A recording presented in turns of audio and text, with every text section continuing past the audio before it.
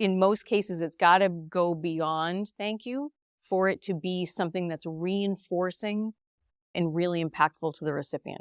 Because we want to help people understand what you did specifically that mattered and the impact that that contribution had on me as a colleague or the team or the business, right? And without that, there isn't quite as much depth to that experience.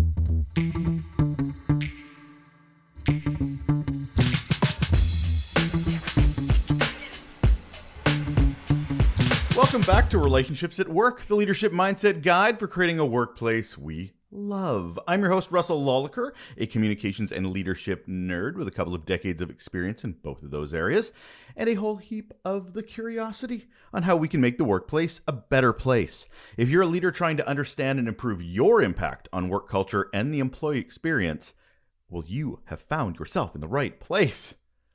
Thank you. Great work. You make all this better. Recognition and gratitude. I am talking to you as well. I do appreciate you being here and listening. That means the world to me. I love that connection. I love being able to share some great information that you find valuable. See, recognition, gratitude.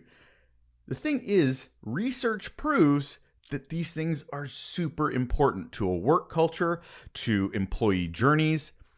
It has shown that if you express gratitude, it raises happiness by 25%. The Journal of Experimental Psychology found that teammates who thanked their coworkers before performing a high-stress task had less job stress, indicated by physical things like cardiovascular responses, compared to teams who did not express gratitude. Here's a few other things to think about. Bonusly did a survey and found 59% of those they surveyed have never had a boss that truly appreciated their work. Can you imagine how horrible those places are to A, work, and B, the missed opportunity that they have to, well, improve the journey, improve culture, improve productivity, improve the experience. Glassdoor also found that 53% of those they surveyed would stay longer at their jobs if they felt appreciated. I remember once working at a place years ago where I noticed these two amazing employees. They worked for this other business area that my team worked with quite frequently. No matter what you threw at them, they did it. They were on the junior side, but they just plowed through. They were so good at what they did. But there was just something about them that I noted really stuck out to me. So, and maybe I was wrong. Maybe I was reading the room wrong. But I brought them into my office and I was like, can I just say thank you? Can I just tell you that everybody that ever mentions your name raves about you? And they both just sat there and looked at me and said, we have never heard that, ever. We have never heard that anybody appreciated what we did. I was floored. These were rock stars. I know that term's way overused, but they were phenomenal people, phenomenal in what they did, phenomenal in the impact that they had. And they were sitting there in a bubble with no appreciation and gratitude thrown their way. So if you're not picking up what I'm putting down, gratitude and appreciation matter. I don't care where you sit in an org chart, frontline to senior leaders, we need to feel like what we do matters to others. We need to feel a connection to the work and the value of doing it. This is how we help with that. My guest today helps organizations implement social appreciation frameworks with her work at Workhuman. We talk about what appreciation is, what's needed to start and implement programs like this, and what's getting in the way. Hold on. And on the show today, we have Brenda Pohlman, and here is why she is awesome. She's the practice leader at Workhuman, where she leads a team of consultants working with global customers on social recognition strategies for creating more human workplaces. This team has been instrumental in launching successful culture and talent initiatives with some of the biggest, most admired organizations in the world. Her career spans 25 years in human capital management with a focus on employee engagement, talent management, and rewards and recognition. Hi, Brenda. Welcome to the show. Thank you, Russell. Glad to be here. Oh, we're going to talk about recognition. We're Workhuman. And recognition is the name of the game when it comes to Workhuman. So I'm thrilled to get into this. But, I can't get over here if we don't start here, which is asking the first question I ask all of my guests, which is, Brenda, what is your best or worst employee experience? Yeah, so I'm going to go with a best, Woo! which is Yay, rare. It's so rare. I know, right? And it's funny because the worst stands out, which is the sad thing, I suppose, about us as humans. It's just the way it is. But I'm not going to go there. So I'll talk about a really positive work experience, and I'm going to go way back to when I started my career. So this was, a long time ago, probably 30 years ago, even now. And it felt like sort of the first real job that I had out of college, if you will. I'd worked, but I don't know. This felt like a kind of like a serious job in a way. And it was working in retail, and I got this job managing a store for this global clothing brand that I was really excited about, a great company and a great mission, and and I was really inspired. But it was a little interesting that I got the job to begin with. I had gone to apply for a job that was sort of a step below that. I was applying for an assistant manager job in a store, one of their store locations, and I ended up getting a job as the store manager in a different location. And it was such a rewarding experience because it wasn't what I thought maybe I was ready for or capable of doing. And it was a great example of a time when somebody saw something in my background or my skill set and said, I think it's worth a shot, right? I think we should take a chance on this person. And I ended up working for a manager who very much had that mindset. And throughout that kind of 3 or so year journey, I was given lots of opportunity to do lots of cool things. And yeah, I think it was just a time when I really understood that having a manager who saw you for the skills that you brought and the contributions that you could make and was willing to take a chance and allow you to take some risk. I think I processed, oh, that really matters. I don't think I understood that matters. Maybe actually, Russell, it was the first time where I understood how much leaders matter to our own personal work experience. And I was probably 25 at the time, right? But hadn't really known that before. So is it the learning that makes it stand out? And I ask this because you went back 30 years to find a good experience. So I usually get bad. And as I've said on the podcast before, people going back 20, 30 years, that's trauma. That's not a bad day. Yeah. If you have to go that far back. Yeah. But it's rare that it happens where it's a good experience. Yeah. So for you to have to go back that far, I'm thinking it's either because it was a teachable moment for you that you haven't had that clarity since, or the bar's been so low since you had that job that one sticks out.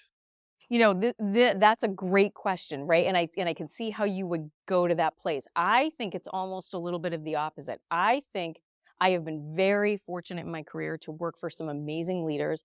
I've had very long tenures at a few organizations, and I've worked for some of the same people for a good long while, and I've been very fortunate. And I think why this experience so long ago, so early in my career stands out is because today, those are the table stakes for me.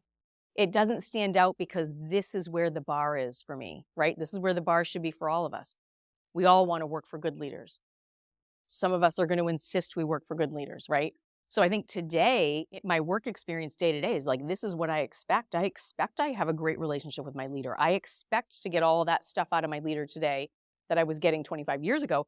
I just think 25 years ago, it stood out because I didn't know how important that was. And it was probably the first time I was getting it. Now we know to get it. We know to expect it. And if we don't, we move on to another leader or another organization, right? Or we don't and suffer for way too long. I mean, I hear you, but so many people are in positions where they don't go anywhere because it's easier to go along to get along. And it's a paycheck. I'm afraid of the unknown. Change scares me. So I hear what you're saying. And I know in my own career, I haven't necessarily left roles that didn't, because it was just easier to stay, right? Even if they weren't bad, they just weren't they weren't helping me grow either, Absolutely. right? So you get in this rut. You do. And I think it's probably not a stretch to say that it's maybe even a little bit of a privileged point of view, right? That not everybody can make a change for those reasons, right? Not everybody is going to feel so empowered to make a change based on their own personal circumstances. And I'm saying this Right. from my on my high horse here as somebody who has stayed a long time at some of the organizations I've worked for. So it's not like I'm a big change proponent necessarily. I've just been very fortunate to work for some good people, and I understand that's not everybody's scenario, and that's too bad. And that's what we're here to change. Absolutely. And a key part of understanding a good, healthy culture, understanding good leadership is recognition. It is such an integral piece. And yet you hear a lot more talk about trust building, psychological safety. You hear these, not to say that those are vitally important, but I don't know if recognition gets enough of a spotlight. Well, we're talking about resilience all the time. We're talking about change management all the time. And yet, even if you get through that, it's how you handle those things is where recognition sort of makes that connection. What is your involvement with recognition when it comes to working at Workhuman? Obviously, their software is a big piece of recognition in that, but you're going out to organizations to help them. So explain what that role is. Yeah, so my team and I, we do work on the sort of the non-technical side of that equation, where we're helping organizations who are embarking on that journey of using recognition to an advantage where it supports the culture and it supports business impacts and so forth, and creates a much more positive employee experience for the people in the business. We are supporting the part of that process that relates to ensuring you have a strategy for that we're going to implement this piece of software, which is what it is at its core, that we're going to do that in a way that feels very strategic and very supportive of your particular business goals, that company's particular needs. And we're going to design it in a way that will allow the experience to achieve the goals you've set. And then we support all of that change management effort because it's something that we need all employees in the organization to be participating in. It's not a tool that comes out of HR, and if people use it or don't, it doesn't really matter. It's not an administrative process. It's something we need people to actually be inspired to use and ready to use. So my team and I focus a lot of effort on that change management process and making sure that workforces are ready for the recognition that's being implemented. And how do you know they're ready or not? Yeah, it's a good question. You knew I was coming with it. Yeah, I did, right? And as humans, shouldn't we all be ready for it, right? Which is such an interesting dynamic. And the funny thing is, we're not always. It's not a difficult change, but it requires some change management. And I sometimes will say to organizations we're working with who maybe even over-index a little bit on the change needed to implement something like this, I'll say, here's how your employees are going to move through the traditional change curve. It's sort of like boop, blink, done. It took 10 seconds and we all processed the change, right? What was coming? I'm not sure how to feel about this. Why are we abandoning the old way? Or why is it not okay that we had nothing before? I'm not sure how to do this thing now. Oh, okay, now I've accepted it and now I'm actively participating. So classic change curve, but with something like recognition, because a lot of it is fundamental to who we are. It's not a foreign concept to express gratitude and say thanks. That change curve happens very quickly, which is great because it means that employees can get on board without a whole lot of resistance and organizations can see measurable impact fairly quickly. I guess the next question for that is, how do you measure the value of a recognition-focused organization? Yeah, well, the most strategic way to do that is to measure its impact on things that you care about in your business, right? So we know today there is enormous amounts of evidence, Workhuman's own through our Workhuman IQ organization, and also lots of external research that our customers have done on their own and so forth. So the proof points are there. I don't think that's a question anymore today. But the impact relates to a whole host of different HR and business results. So things like improved employee retention, improved engagement levels within the workforce, higher degrees of psychological safety and trust, higher degrees of well-being. Employees, fascinating, this research that we did with Gallup a little while back spoke to the idea that employees who feel more recognized at work actually say they are thriving in their lives in general to a greater degree than those who don't get recognized at work. Which shows that there really isn't a barrier between work life. We're not different people when we come in the front door. So a healthy organization providing that recognition, they can take that home with them. They can feel that value as well. So maybe I should stop and ask you, what does recognition look like? Because I'm thinking, and I know people I've worked with where they're like, just say thank you, do not mention my name, do not bring me in front of the class, do not talk to me. A thank you is enough.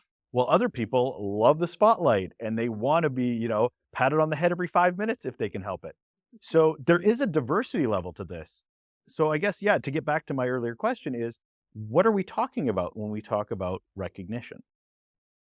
Yeah, I think you've got there are a couple of concepts baked into that question that are really important. So the first one is, when we talk about recognition, we often put it in the context of moments, meaningful moments of connection between two employees or a leader and a team of employees or groups of employees, right? It's a connection point, and it's an expression of appreciation about something that colleague did in their work that was related to something like your company's core value, so a behavior that means something to your company's business, or it could be something that you appreciated where they had helped you do something or helped you achieve something, but there's a contribution that a colleague's made that you observed, and it sparked a moment in you to say, gosh, that's something I ought to congratulate them on, or say, I see your good work. You did excellent work there, great job, or thank you because you helped me, you helped the team, you helped the business. And there needs to be words conveyed as part of that. And I think that's why it's sort of fundamental to why companies need a framework and a tool, a mechanism, and a message that says, this is how we're going to work together. Without something like that, what we do typically in the workforce is literally just say thank you. Sometimes people have good habits around writing emails where they express appreciation to a colleague and so forth. But we need a framework and a tool to actually help bring meaning to these moments, because in most cases, it's got to go beyond thank you for it to be something that's reinforcing and really impactful to the recipient.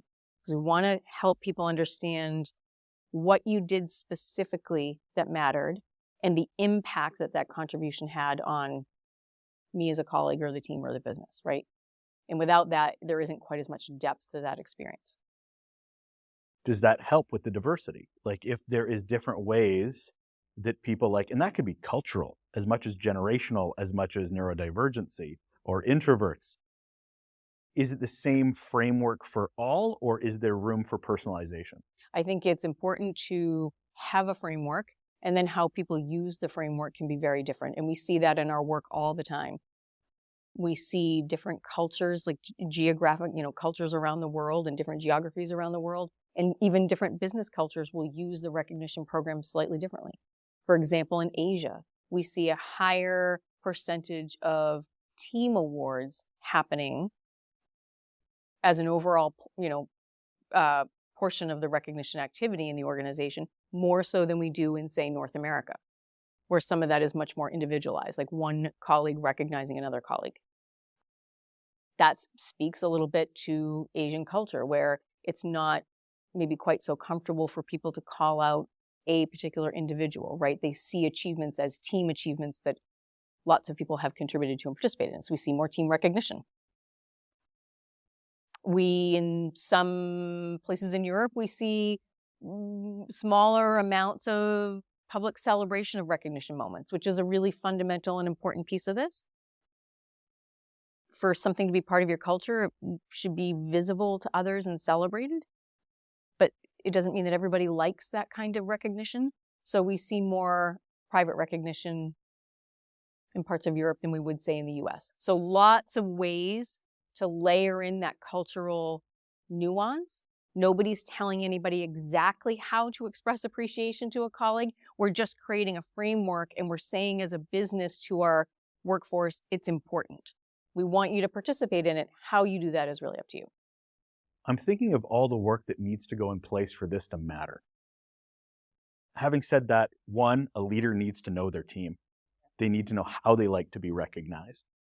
They also have to have strong values, because you mentioned earlier that if recognition ties to values, it might be meaningful. But if the values is just a poster on the wall that nobody gives a crap about, then it doesn't mean anything to go, well, persistence is our value and you were persistent. Thanks, checkbox. But you can flip it to make it personalized, and it will matter because we know them. But to make it connect to that corporate level, there needs to be some work of operationalizing those values so people know what they even look like ahead of time. And the other thing I think of is cultures. So there is no such thing as one culture. There is 17,000 cultures within an organization. And if the culture is unhealthy, you coming in and going, now we're doing recognition. I'm like, I don't believe anything that comes out of my boss's mouth, much less recognition. So, so it feels like there needs to be a certain work done before we can even have this serious as a conversation. Is there like a checklist? You know what I mean? Yeah. Like, because as leaders, we obviously have control over what we can control, but to work on as a process and a framework for an organization, there's some heavy lifting that needs to get done. Yeah, it's a true thing that some companies are more ready for this than others, right? Some workforces, some cultures are more ready than others. And absolutely, a scenario where nobody in the organization is really connected to the company's values and there's been no work done there, anchoring a recognition program around those values feels disconnected. And we have to do more work in the change management up front to help employees understand what that means to be tying a recognition moment, an expression of gratitude for a colleague who's done something that represents a value that you're not so super familiar with yourself. Now, ultimately, in time, the recognition program is probably the best way and the most efficient way to help employees understand how the values are lived in their work day to day, because now we're recognizing people for demonstrating those values in all kinds of jobs and all kinds of pockets of the business, right? So it's a great reinforcer. In fact, some really successful moments are when we connect a recognition program implementation with the implementation of a new set of company values.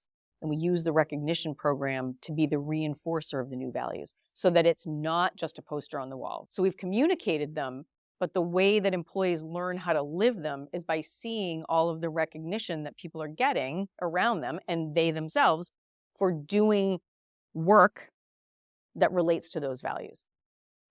But it's almost like a chicken and egg. Absolutely. Like which came first. So yeah, and in organizations where there's a lack of trust and you don't trust your manager, and now we're going to do a recognition program and you're going to get recognized by that manager, I think in those situations where we have to lean into peers carrying a lot of that weight.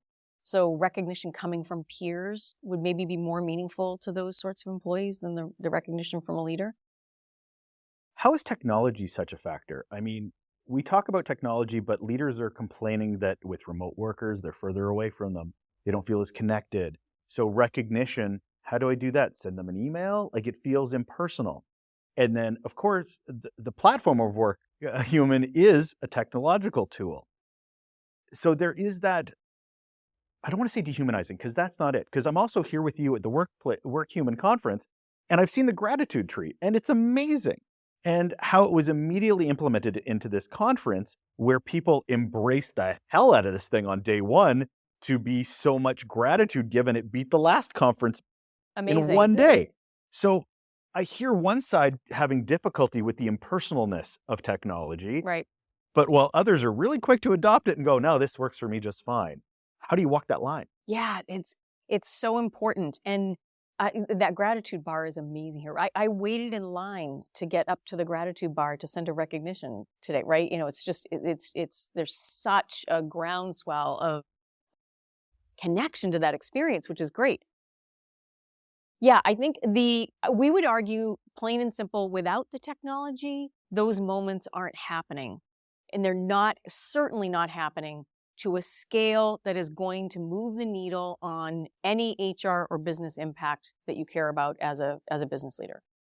And we know that. We know that because we have, for decades now, recognition is often the lowest scoring item in companies' engagement surveys, year over year over year. So if we're all so good at the expressions of gratitude without a framework and a tool and a message that this is important, why is that the case? So the technology is the thing that allows all that to happen. It encourages it to happen. It's the inspiration in a way. It's the thing that makes it easier to do.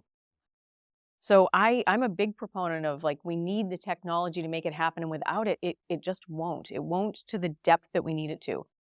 And I think the gratitude bar is a great example. I gave a recognition moment there today to a customer. I'd had a great conversation with him yesterday and really appreciated him being here. And I asked myself, I would have had to see him in person in order to say those words to him. There are thousands of people here. I don't know if I'm going to run into him again, right? I would have had to maybe remember when I got back to the office to send him a note, an email or something, or write it down and then hope I did it later. But in that moment, I was inspired, and I had a tool and a message that said to me, in this experience here, this is really important. And I went up to the gratitude bar, and for 2 minutes, I thought pretty deeply about that exchange with that customer and how much it meant, right? And I put some nice words in a message, and I don't know, I'm not sure I would have said that to him in person. And that speaks to a lot of people that are maybe introverted. And it facilitates when they don't have that. Because, I mean, we always celebrate the extroverts, right? Because it's easy for them to do stuff because they have the energy to do that. Others do not. So if they can have a tool that still allows them some equality in being able to perform, I think that's important, no matter what the tool may or may not be. Great point. How do you know if it's not working? How do you know if there's not enough? How do you know when they call you? Like, you know what I mean? Like, how do they know that your organization needs to do something about its recognition? Yes. Whether it's a program or organically. Because your employees will tell you. Your employees will tell you. They will say it. They will say it outright. They will say it to their managers and leaders. They will report it in your engagement survey. They will say it in exit interviews. They will say it on Glassdoor. It's not a quiet thing. It's not hidden. And it's the number one reason that customers are inspired to come to Workhuman, or it's the number one thing they talk about when we have a conversation about why are you here? Why are we having a discussion about recognition and how it can help? And it's because employees are asking for it, especially today, especially today's workforce.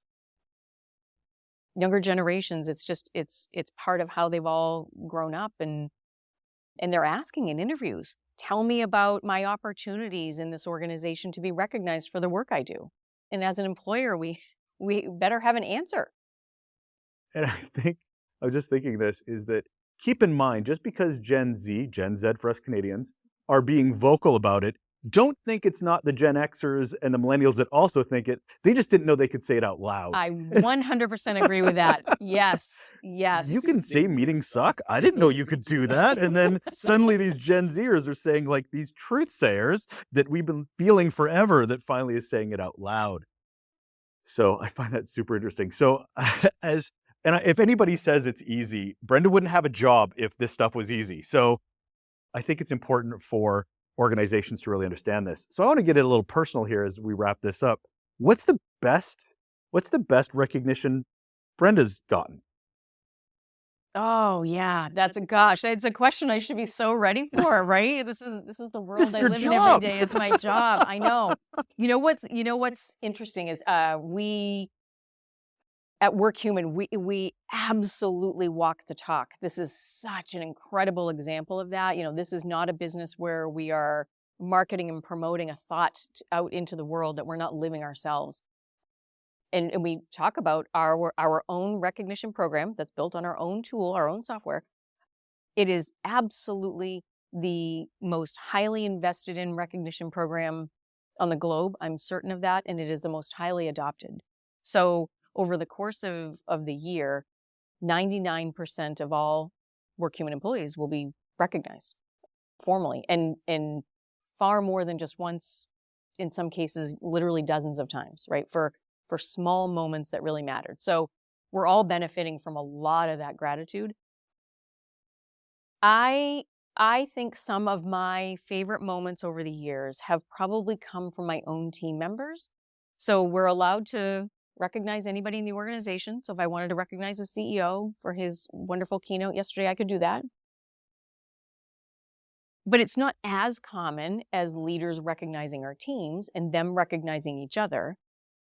And I think those have been really meaningful moments when someone on my team has reached out and in a moment that maybe felt like it was kind of out of nowhere and said, hey, I just wanted you to understand that I really appreciate the support you've given me lately, or you coached me through a series of things over the last however many weeks, and it's really mattered, and I appreciate the compassion and the the interest in my own personal success here. And I think those are things where it's like, you don't hear that all the time. Like during my check-ins with my team, people say thank you, but we're not kind of getting into that. So I think some of those have been moments that are like, wow, that's really felt really powerful, like really powerful, Yeah. Well, that was good. I noticed how long it took you to get to you, so I appreciate that as a leader. Oh, right. But let me tell you about how everybody else is being recognized before I get to me. Yeah, I right. appreciate Okay, that good, immensely. No, good. it's very good. So to wrap this up, I do want to say, Brenda, that I want to, show a little appreciation for you for being so flexible. For those listening, we had a horrible time with technology yesterday and have had to re-record this based on the technology just failing me miserably. Whether it was my fault or technology, Brenda was amazing through all of it. So thank you for being available to do this once again. So appreciate you. Thank you so much for that. Last question. What is one simple thing people can do right now to improve their relationships at work? I would say just say thank you more often in a meaningful way. Look people in the eye, even if it's over Zoom, and say thank you and add maybe a sentence or two about why you're thanking them, right? I mean, you knew I was going to make it gratitude fueled, right? Oh, this is the kind of painting was on the wall. we have to lean into this. Yeah, and just I think just doing a little bit, not a better job, putting a little bit more effort into those thank yous with a little bit more detail and a little bit more sincerity and more frequency. And I think we'd all feel much more connected to each other and to the work we do.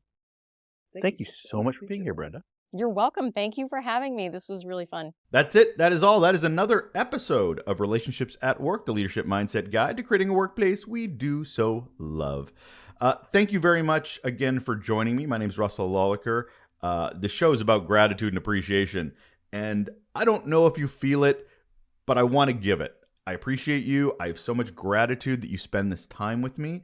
I'm not going to send you somewhere. I'm not going to tell you to download anything. I'm just going to bask in the love I have for you for prioritizing your leadership mindset and to make sure that you're taking others into account and how important it is to do that, because I hear stories every day where leaders aren't.